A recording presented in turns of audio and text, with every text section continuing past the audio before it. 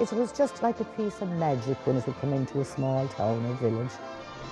Bhí siad go hanamh bhí an áraníoch go maith, bhí an drama go maith, uaireanta sort melodrama bhí ann. They would come over the mountains. They would come from everywhere, and suddenly the hall would be filled.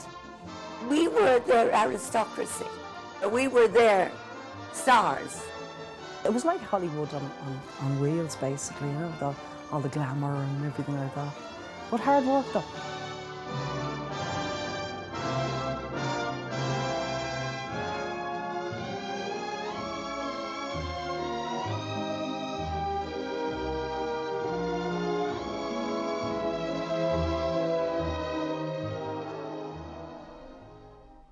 You'd come to a hall, there'd be just a stage, the hall, and probably a stack of by chairs or whatever.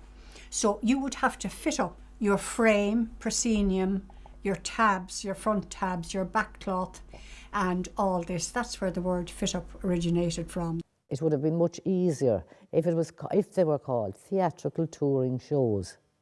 And people would know, because the ordinary punter, the ordinary jaw soap, if you said a fit-up, even in the amateur drama circle today, if you said anything about a fit-up show, they would say, what's that?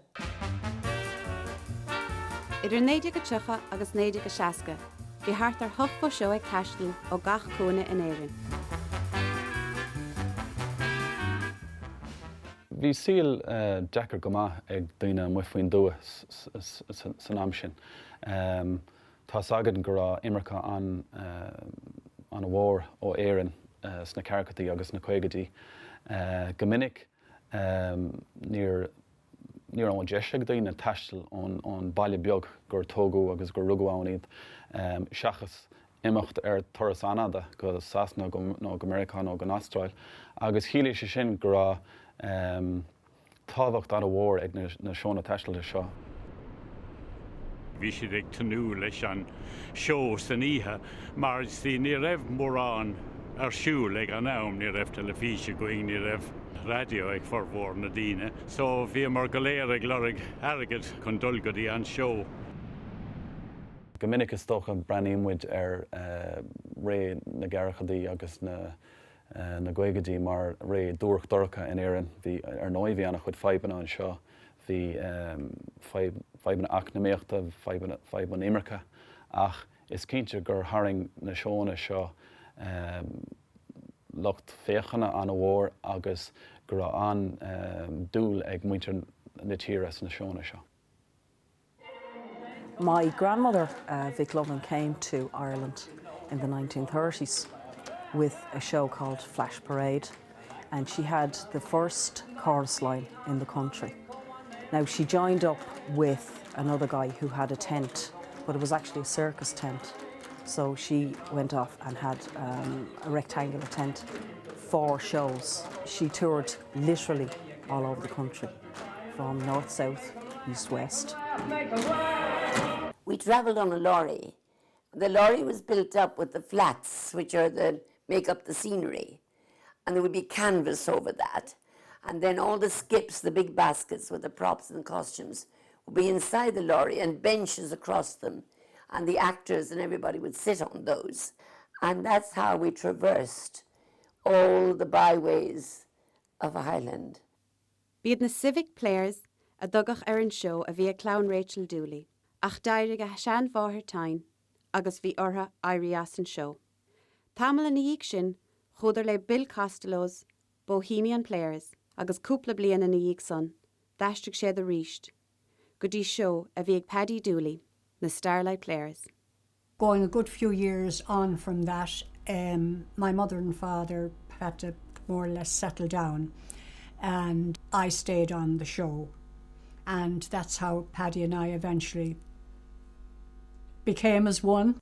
Well, I started in the fit-ups when I was about 14 years of age, which wasn't too popular in a small town at the time, especially, you know, the older clergy at that time, and the nuns especially where I was going to school. They weren't too keen on the idea, and my dad didn't speak to my mother for quite a while.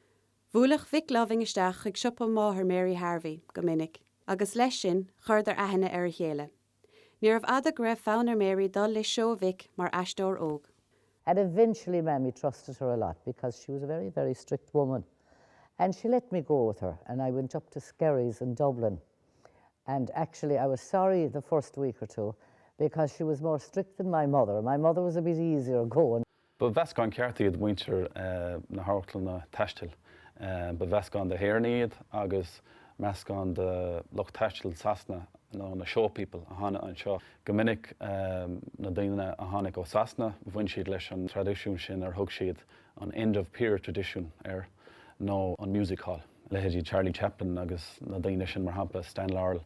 An fágur hanig na Sasna an show, near imishi the Rashk Sasna. An fágur hanig sid an show na gur níos mó rialachan nó riarachan a gceist le cuasaí archlaníochta i Sasna, gomininic bhí fear gnómór tréis na harchlanna fada cheannach suas agus níor hahan se sin le cuidhórdas na helintóirí. Bhear lo bhaine áf splach, so dúirt siad lo héin. Seo tír atá an Ecelinn, tá loch féchaní móra an sin nachfuil taithí acu ar an radio ar an telefís. Is tír anna bhachtaí seans gur seo áit anna bhádúine imacht. Agus nóid caithfar chuir an áir freisin gur tradiisiún fada archlaníochta I meas na Gael freisin. This is the cottage that Vic Loving bought in 1942 from Cleeve's Creamery to store her costumes. She had about 2,000 of them stored here.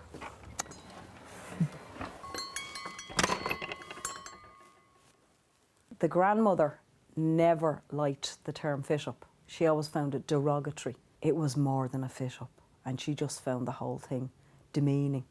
So she always called herself a touring show, not even a road show, but a touring show. Because like that again, words work in those particular ways, don't they? Bhí drám beaga bhí ann na riara mar bhí daoine sa drám ag déanamh rudí difriúla. Bétar go mbeadh an príomh charactéir sa drama bheadh sé ag díal tigéad don raffle. They had to haul in scenery, they had to take out costumes, they all had to be ironed for the night. Everybody had to get their makeup sorted out. You didn't have people doing your makeup, you had to do your own stuff. I was an all-rounder, is what they call it. I used to play juvenile leads, character parts, comedy parts. I was the drummer in the band. I sang and I danced. I took the money on the door. I did the raffle. I had to do the lights at the side of the stage with the dimmer, with the lights going up and down, change the scenery.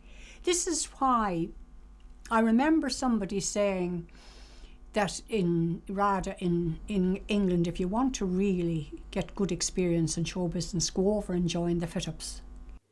Bhí ar gach duine sa cholacht bheith ilfréithach agus réig le rólar be ar lacha. Ní eisceach é de Mary Harvey bheith ar an státe mar bhean 10 bliain agus iachan na 10 ór óg.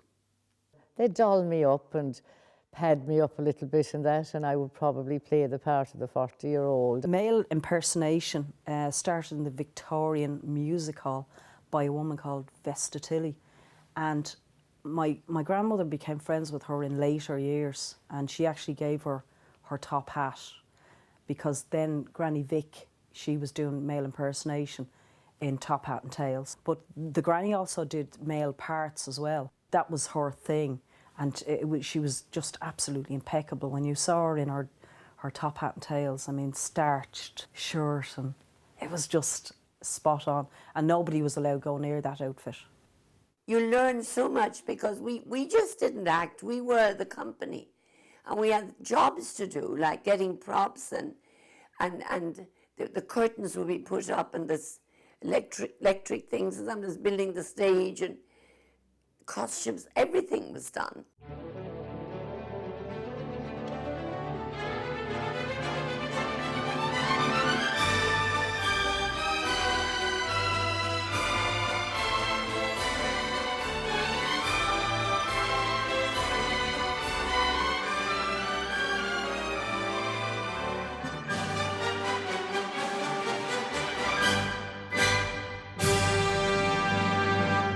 Duscail sé go bríomhar, tháinig an drám go léir machar an stáirte chana here we are again, happy as can be, agus rudí mar sin. Singing either something like It's No Business Like Show Business or a couple of opening choruses that my father actually wrote.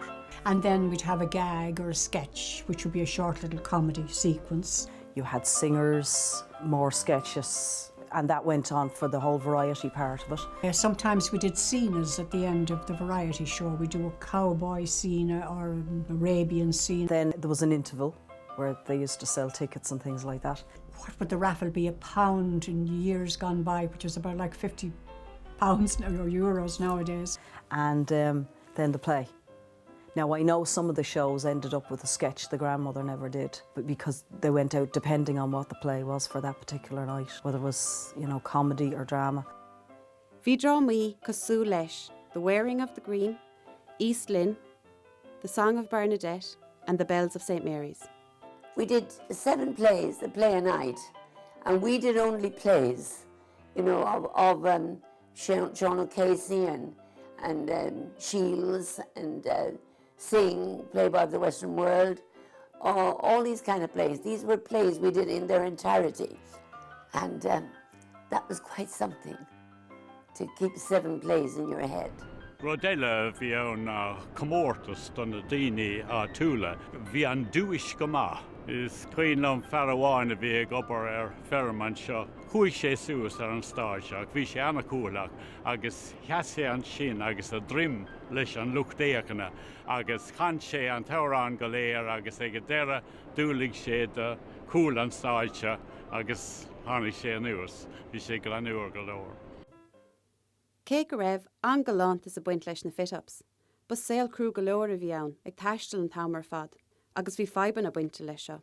It was a cruel, cruel winter. There was snow, there was ice, it was freezing.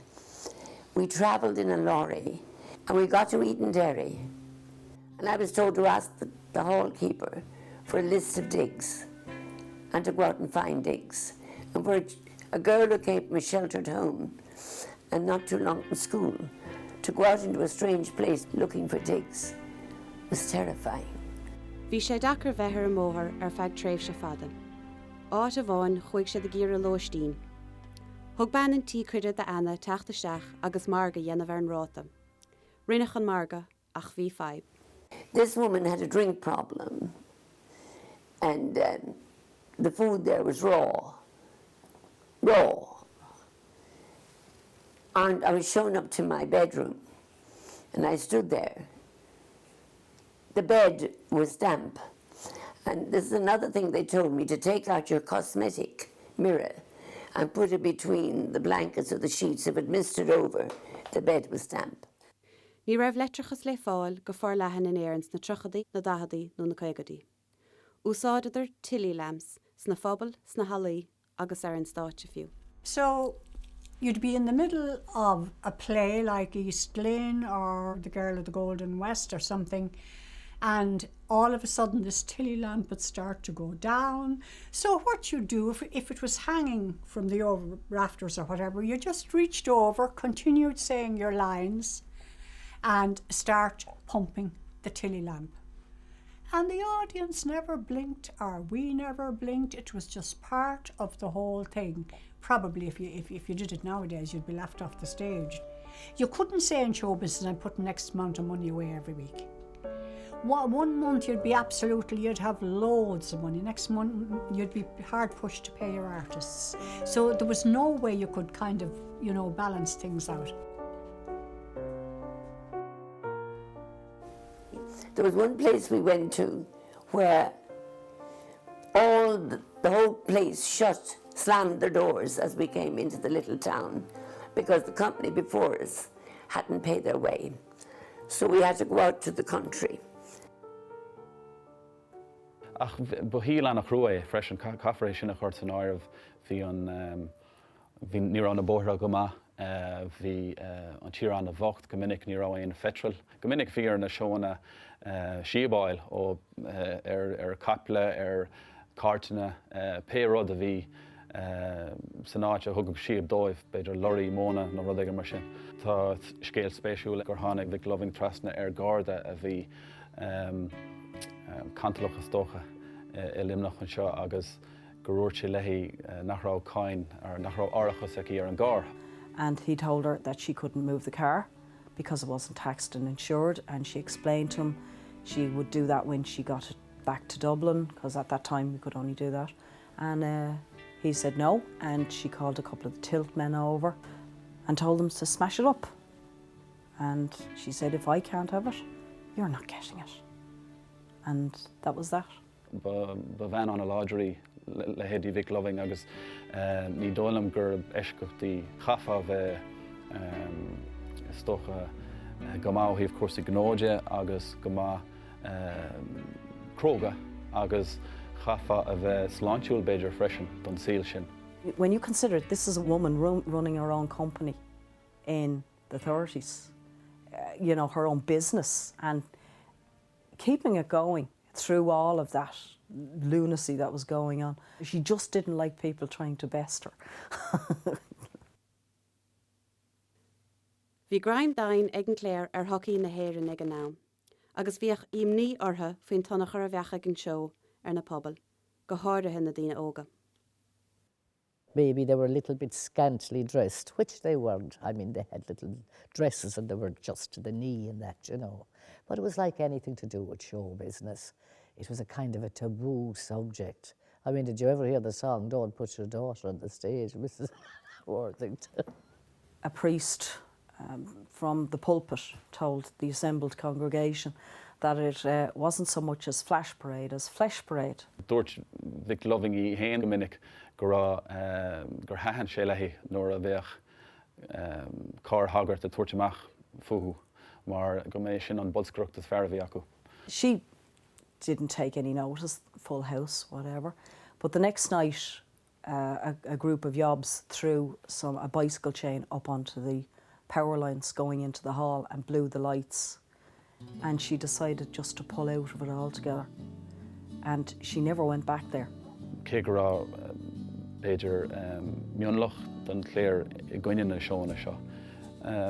Go minic bhíoh na Clare tanún leis na seóna seo freisin agus bhíoh siad an seo an sin ar an géad ihe na sníochán tosaí. The saddest thing, I think, really of it all was when it folded up in the latter years. And when bingo and when the discos, and it changed. The television came in then, and of course it was so sophisticated. She obviously could see the writing on the wall. TV came, and people who had walked miles and cycled to come to see a show in the middle of nowhere didn't want to do that anymore. They preferred to sit and look at the box in the corner. Share a smile while it's still worth your while. Is cinnte go mar ré iontach ré na seóna taisteal Carras na Carachadaí agus na Cuigadí. Bhí sé sin soléir ón os na seanóirí a bhórhór dócha fan amseo. Daoine ó Sasna ó America fiú. Scríoisiad is deach rá gur an na seóna taisteal sin chuthabhtach dóibh gur hain siad go mór leo gur bíad a gcuimhní ar na seóna sin gur siad sin na measc na rudaí a thug an tainmh is mó dóibh ina seaníis go minic.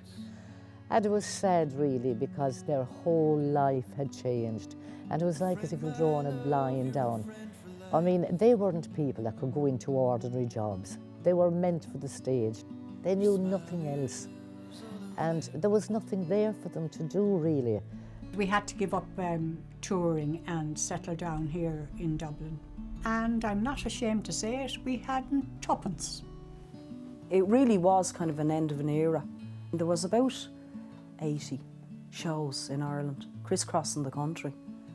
Nuair a éigean túair daoine cosúil le Anna Manahan, Barry Casson, Micheál Mac Liamore, Aniu McMaster, fiú Harold Pinter, actually cha sé an gáh bliain ag taisteal leis na seóna taisteal na seán éireann, agus dúirt sé gur bé sin an tréáil is fearr a bhuair sé ó híomh cuasaí drámaíochta de riamh. Agus déireach annachchud is na seanaisteoirí an rud céine sa lá Johann gur bé sin an tréáil síl agus tréáil profisiúnta is dócha is fearr déadach siad áil. Bhí an béimig na fit-ups ar siamsaíocht agus ar talann na héireann. Chuirdir tús le garma golóráistóirí stáit agus telefíse. It was an incredible, extraordinary time and formed the basis of so much of my career. And when afterwards I worked at the National Theatre in London, and they were trying to adjust the sound in the Olivia Theatre, and Sir Peter Hall said, "How is it we can hear Anna?" And I said to somebody, "Yes, you see, but I played in Onion Lofts." And all of that. A lot of the people that's on television today, they toured with the fit-up shows. You know, you had Anna Manahan, you had Fionnuala Flanagan, you had Hal Roach, you had Barry Casson.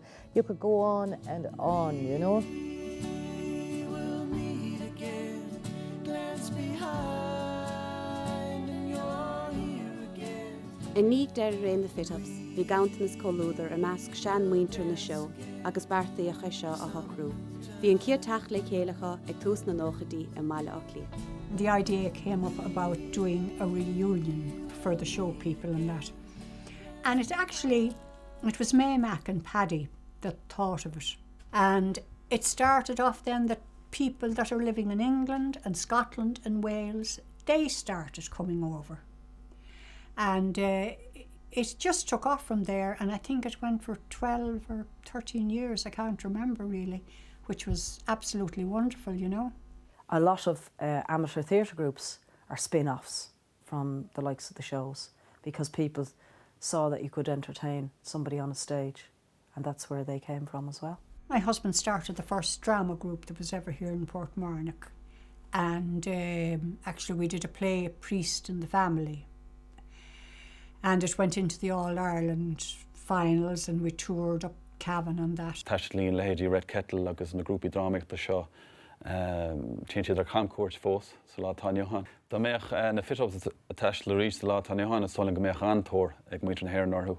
Is cinnte go bhfuil anspéis ag Locht an Tíras seo I seo na bio.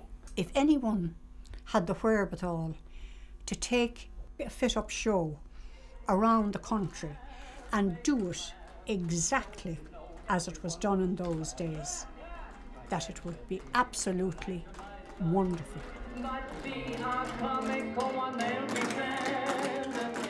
I think that if Vic Loving were to take a show out today, say there was somebody of her ilk around, I think she would probably do extremely well. A lot of people have asked me that, you know, how she would have done. And I think she would, because people are gravitating back to live theatre, I think it's really important. And as I say, about the connection that's there with live theatre. And I think if she did do, with the acts that she had, the people that were there, these were grafters. These were people who were talented and creative, and they weren't wannabes. I think she would have done the business. Tá fulluntas an sin nó tá cinál ochras ar chuoine ar bhealach, mar tá siad brain an telefís beidir tá na céta canéal telefís agan. Well, I think if the fit-ups were touring today, they would draw in twice as many people into towns and halls, we'll say, as any show that's going today. She tiptoed out the half door and crossed her father's field.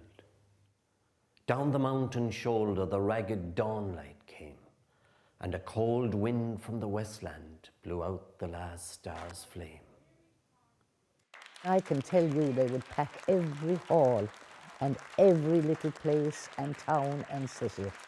We actually travelled 40 miles to see the show tonight, and it was absolutely worth every minute of it. Really enjoyed it. I haven't laughed that much in a long time now. Very much so in keeping with the spirit and the tradition of the fit-ups.